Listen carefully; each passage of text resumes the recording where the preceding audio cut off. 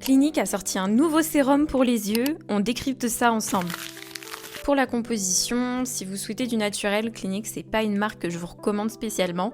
On est vraiment sur une composition un petit peu cracra, faut le dire. En termes d'allégation du produit, donc on retrouve une efficacité sur l'éclaircissement des cernes, sur la réduction de l'apparence des cernes et sur la réduction de poches. Donc très classique pour un sérum contour des yeux en soi. J'ai gardé le meilleur pour la fin, maintenant on passe aux actifs.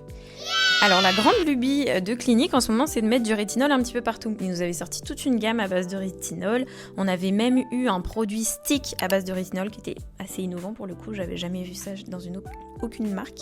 Et là ici, dans ce sérum concentré pour le contour des yeux, on retrouve du rétinol. Alors attention, c'est pas de l'acide rétinoïque classique. Je sais pas si tu es au courant, mais la problématique aujourd'hui qu'on rencontre avec le rétinol, c'est que le rétinol, malgré une efficacité qui n'est plus à démontrer, a beaucoup de défauts. Notamment, c'est une molécule qui est peu stable, ça veut dire que si elle n'est pas stable, elle peut se dégrader et être moins efficace, donc c'est un gros problème.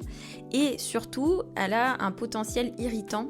Ici, Clinique utilise de l'hydroxypinacolone rétinoate. Donc c'est un ester d'acide rétinoïque qui a une structure donc différente, mais une efficacité similaire, c'est-à-dire que cette molécule, je ne vais pas la répéter parce qu'elle est compliquée à dire, se fixe sur les mêmes récepteurs qu'un acide rétinoïque classique. Donc en termes d'efficacité, c'est tout aussi efficace que de l'acide rétinoïque et elle est considérée aussi comme moins irritante et plus stable.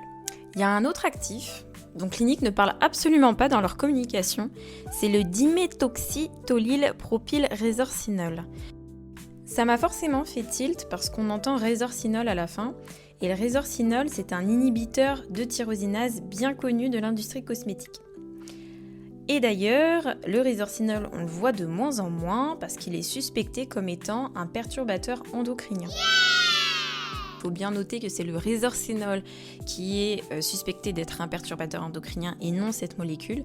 Donc il y a, je dis pas que ça ne l'est pas, je dis pas que ça l'est, je dis juste que ce n'est pas la même chose.